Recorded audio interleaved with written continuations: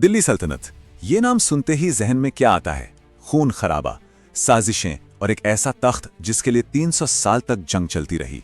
सल्तनतें बनी और धूल में मिल गईं। तो चलिए आज इसी कहानी की परतों को खोलते हैं। पर कहानी शुरू करने से पहले एक सवाल, आखिर दिल्ली में ऐसा था क्या? मतलब पांडवों के जमाने से लेके मुगलों तक हर किसी को दिल्ली ही क्यों चाहिए थी? ऐसा क्या जादू था इस शहर में कि तख्त के लिए बेटा बाप का और भाई भाई का दुश्मन बन जाता था? इस सल्तनत की शुरुआत ही देखिए कितनी अजीब है। इसकी नींव रखी एक ऐसे शख्स ने जो सुल्तान बनने से पहले एक गुलाम था। जी हाँ, एक गुलाम।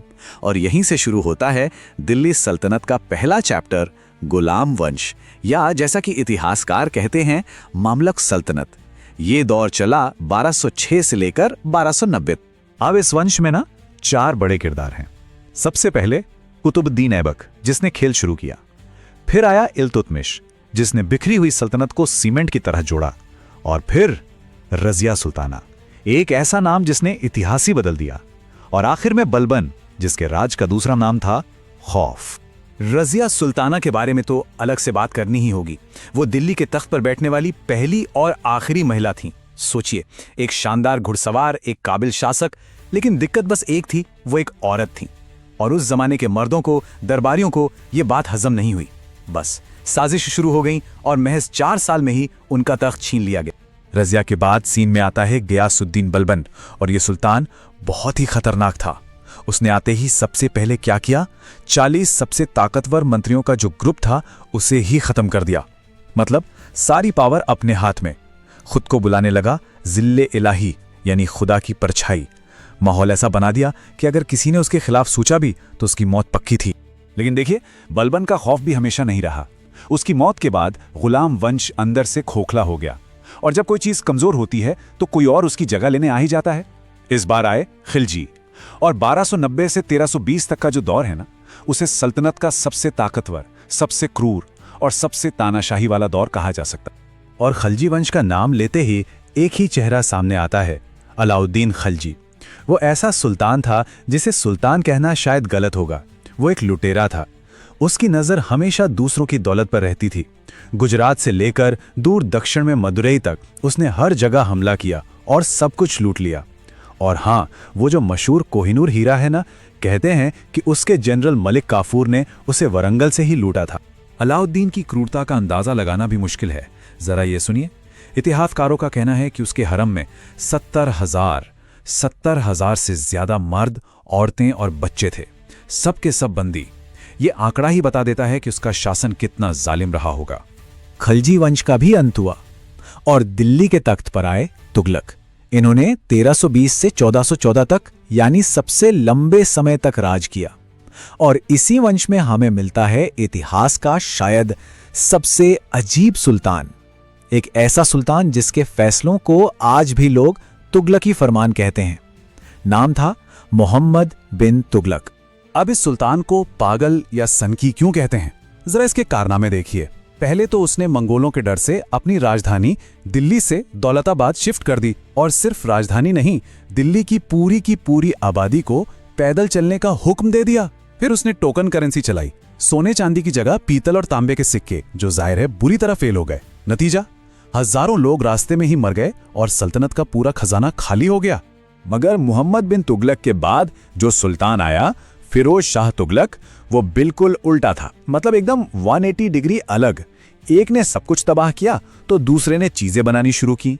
फिरोज शाह ने शहर ठीक करवाए, किसानों के लिए नहरें बनवाईं, अस्पताल खुलवाए, गरीबों की मदद के लिए अलग डिपार्टमेंट बनाया। उसके दौर में जाकर सल्तनत ने थोड़ी राहत की सांस ली। पर यह शांति ज्यादा दिन नहीं टिकनी थी। तुगलक वंश कमजोर पड़ रहा था और तभी दिल्ली पर हुआ इतिहास का शायद सबसे खौफनाक हमला। साल था 1398। मंगोल हमलावर तैमूर अपनी फौज लेकर दिल्ली में घुस आया और उसने जो तबाही मचाई वो किसी ने सोची भी नहीं होगी। सिर्फ 5 दिनों में करीब 2 लाख लोग मार दिए गए।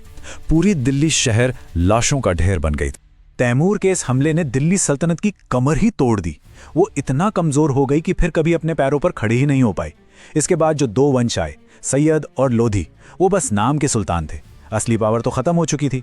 1414 से 1526 तक का ये जो दौर है, ये असल में दिल्ली सल्तनत के अंत की कहानी है। जैसे सैयद वंश को ही ले लीजिए, ये तो असल में तैमूर के बिठाए हुए गवर्नर थे। इनकी अपनी कोई पहचान या हक नहीं था। ये सल्तनत का सबसे कमजोर वंश था जो दिल्ली के आसपास 40 किलोमीटर के दायरे से बाहर कभी निकल ही नहीं पाया। हद तो तब हो गई जब इनका आखिरी सुल्तान लड़ने के बजाय गद्दी छोड़कर भाग गया और तख्त बिना किसी लड़ाई के लोधियों के पास चला गया। और फिर आता है इस कहानी का आखिरी सुल्तान, इब्राहिम लोधी। ये आदमी घमंड, क्रूरता और शक का पुतला था। उसने अपने ही ताकतवर सरदारों को अपना दुश्मन बना लिया और उससे तंग आकर जानते हैं क्या हुआ? उसके अपने ही गवर्नर और चाचा ने काबुल के शासक बाबर को चिट्ठी लिख दी कि आओ और हमें इससे छुटकारा दिलाओ। मतलब घर के भेदी ने ही लंका ढहा। और फिर आया वो दिन जिसने हिंदुस्तान का इतिहास बदल दिया। साल था 1526। जगह पानीपत का मैदान। एक तरफ बाबर की छोटी सी पर डिसिप्लिन फौज और दूसरी तरफ इब्राहिम लोधी की विशाल सेना। नतीजा, लोधी की हार हुई और वो मैदान में ही मारा गया। और बस उसी दिन दिल्ली सल्तनत का 320 साल का लंबा सफर खत्म हो गया और हिंदुस्तान में एक नए, कहीं ज्यादा बड़े साम्राज्य की सुबह हुई, मुगल साम्राज्य। तो पूरी कहानी सुनने के बाद घूम फिरकर हम वापस उसी पहले सवाल पर आ जाते हैं। आखिर दिल्ली में ऐसा क्या था? क्यों था यह सत्ता का सबसे बड़ा इनाम? देखिए, इसका जवाब 3 हिस्सों में है। पहली बात, दिल्ली उस जमाने का एक बहुत बड़ा कमर्शियल हब था। सारे व्यापारी यहीं आते थे। दूसरी बात, सल्तनत की टकसाल यानी जहां सिक्के बनते थे वो दिल्ली में थी। मतलब जिसके पास दिल्ली उसके पास पैसा। और तीसरी और सबसे जरूरी बात, इसकी लोकेशन। दिल्ली में बैठकर पूरे उत्तर भारत पर नजर रखना और उसे कंट्रोल करना बहुत आसान था। वो एक स्ट्रेटेजिक सेंटर पॉइंट था।